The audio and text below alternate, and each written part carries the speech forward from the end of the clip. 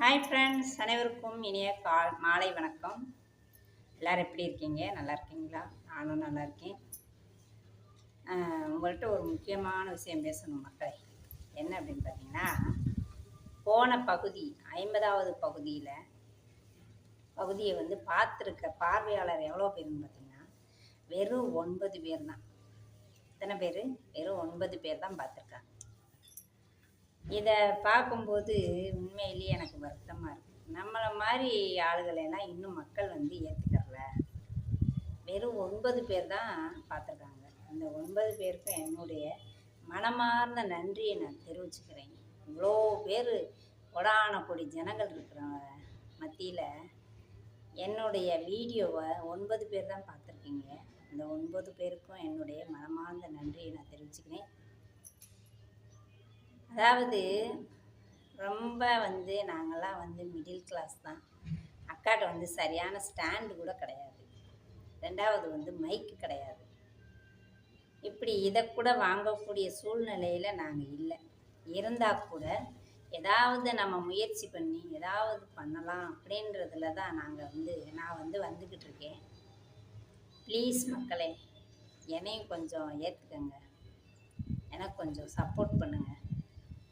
5 வருஷ காலத்தில் 13,000 சப்ஸ்கிரைபர்ன்றது ரொம்ப ரொம்ப ரொம்ப ரொம்ப கம்மி. இன்னொன்று முக்கியமான விஷயம், எனக்கு உடல்நிலை சரியில்லாதவன். நான் எல்லாரும் போல் நான் டக்குன்னு நினச்ச உடனே எந்ததையும் செய்ய முடியாது.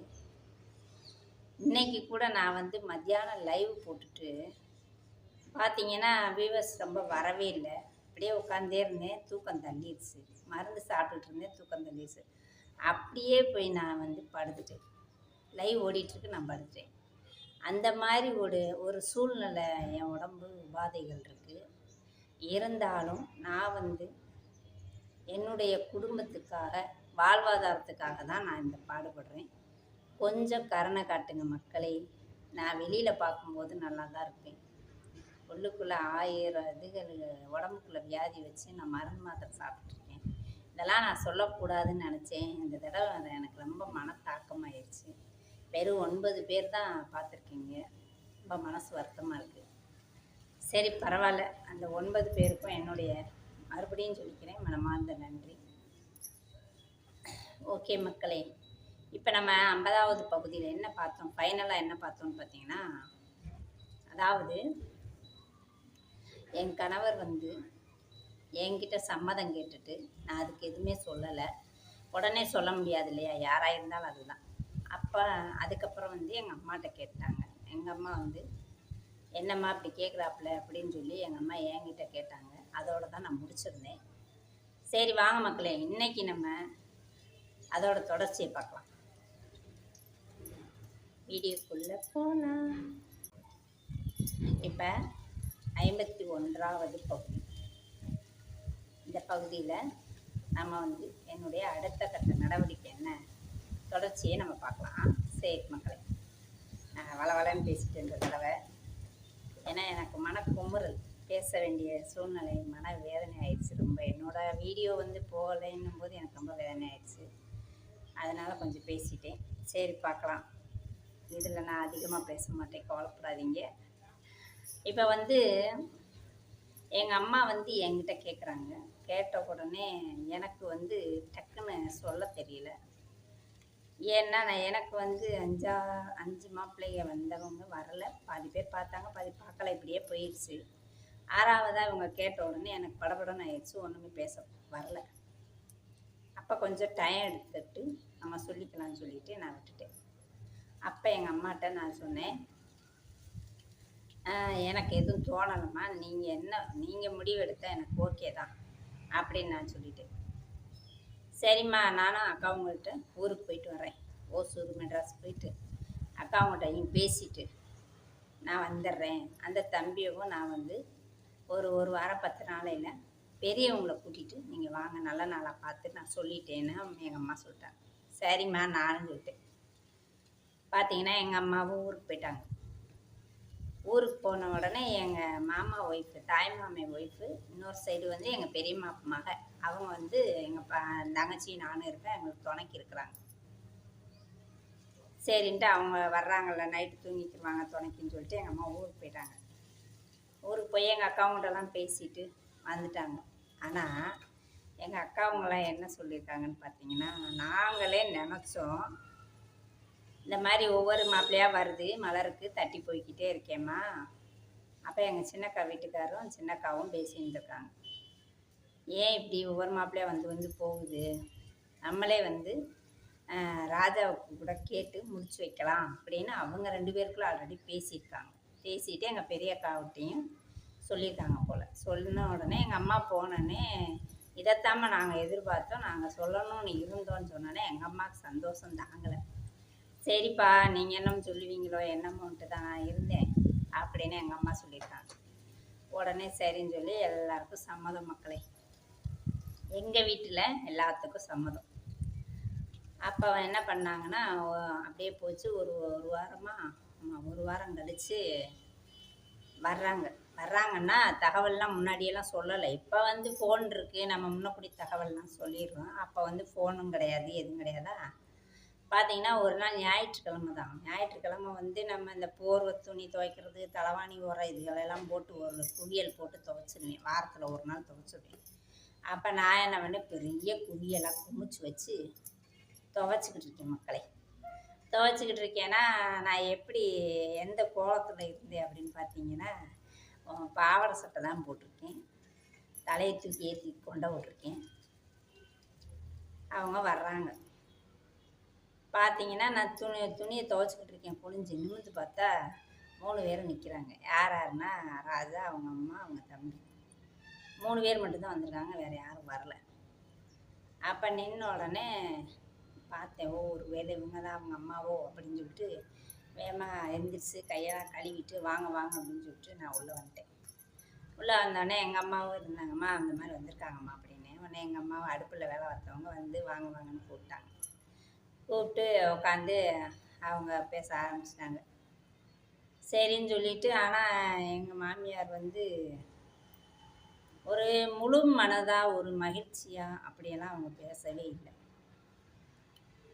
சரி ஏதோ சொல்கிறேன், முடிப்போம், ஏதோ சொல்கிறேன், பார்ப்போம், இப்படி தான் சொல்கிறாங்க. அப்போ வந்து எங்களுக்கு அது சீரியஸ்னஸ்ஸாக தெரியல. எனக்கு நான் சும்மாவே இப்போயே தெளிவு கிடையாது. நான் அப்போ எப்படி தெளிவாக இருப்பேன்னு நீங்களே பார்த்துக்கங்க.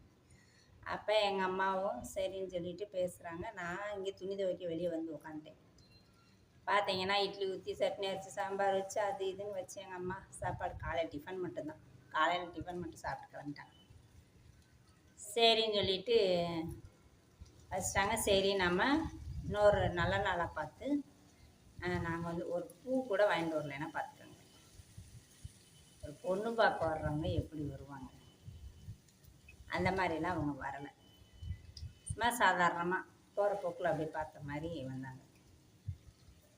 நான் ஏன் சொல்கிறேன்னா, இப்போ வந்து நான் நிறைய படங்கள்லேயும் சரி, நாடகத்துலேயும் சரி, இப்போ யூடியூப்லேயும் சரி, நான் அந்த மாதிரி நிகழ்ச்சியெலாம் பார்க்குறேன்.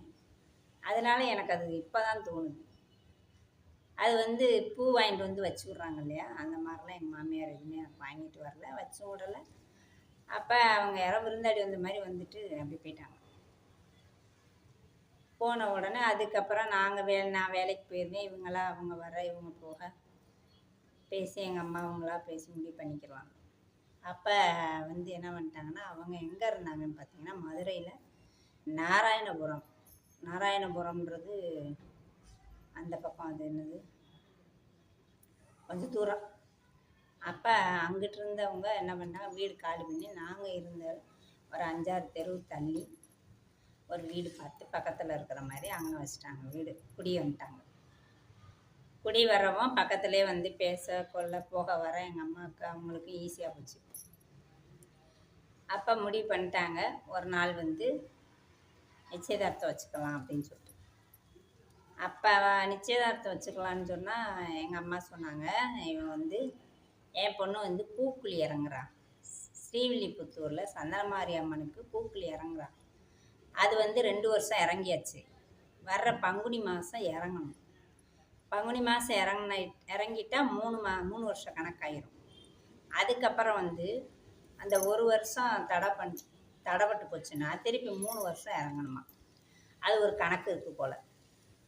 அதனால் என்ன பண்ணிட்டாங்க, பங்குனியில் முடிச்சுட்டு வந்ததுக்கப்புறம் சித்திரை போய் வைகாசியில் வச்சுக்கலாம் அப்படின்னு சொல்லி முடிவு பண்ணிட்டாங்க. சரின்னு சொல்லிட்டு இவங்க வந்தது எப்போன்னு பார்த்தீங்கன்னா பிப்ரவரின்னு நினைக்கிறேன், 2-3 மாதத்துக்கு முன்னாடி. அப்போ சரின்னு சொல்லிட்டு அப்போ வைகாசின்னு சொல்லி முடிவு பண்ணிட்டாங்க. முடிவு பண்ணிட்டாங்க பார்த்துக்கங்க. நாளங்கிழமை ஓடுது. அப்போ எல்லாம் ஃபோன் கிடையாது மக்களே. இப்போ எல்லாம் எப்படி பொண்ணு மாப்பிள்ளை எப்படி பேசுகிறாங்க ஃபோன் பண்ணி. பொண்ணு பார்த்த உடனே மாப்பிள்ளை அழகான ஒரு ஃபோன் வாங்கி கொடுத்துட்றாரு. எங்களுக்கெல்லாம் அந்த வசதி இல்லை. அவங்க வருவாங்க, கூட்டத்தோடு என்ன பேசுகிறதுக்கு வருவாங்க, அப்போ கூட வருவாங்க, பார்க்குறதோடு சரி அப்படியே போயிடுவாங்க. இவ்வளோதான் நிஜம். நம்பினாலும் சரி நம்பாட்டியும் சரி, நான் என்ன பண்ண முடியும். சரின்னு சொல்லிட்டு அப்படியே போகுது. வைகாசியில் முடிவு பண்ணியிருக்காங்க மக்களே. சரி, அடுத்த கட்ட நடவடிக்கை தொடர்ச்சியை நம்ம 52வது பகுதியில் பார்க்கலாமா மக்களே? ஓகே, தயவு கூர்ந்து கேட்குறேன், என்னோடய சேனலுக்கு சப்போர்ட் பண்ணுங்கள். மலர்ராஜா சேனலுக்கு சப்போர்ட் பண்ணுங்கள் மக்களே. மீண்டும் இன்னொரு உண்மை சம்பவத்தோடு உங்களை சந்திக்கிறேன். அது வரைக்கும் உங்களிடமிருந்து விடைபெறுவது உங்கள் மலரக்கா. நன்றி, வணக்கம்.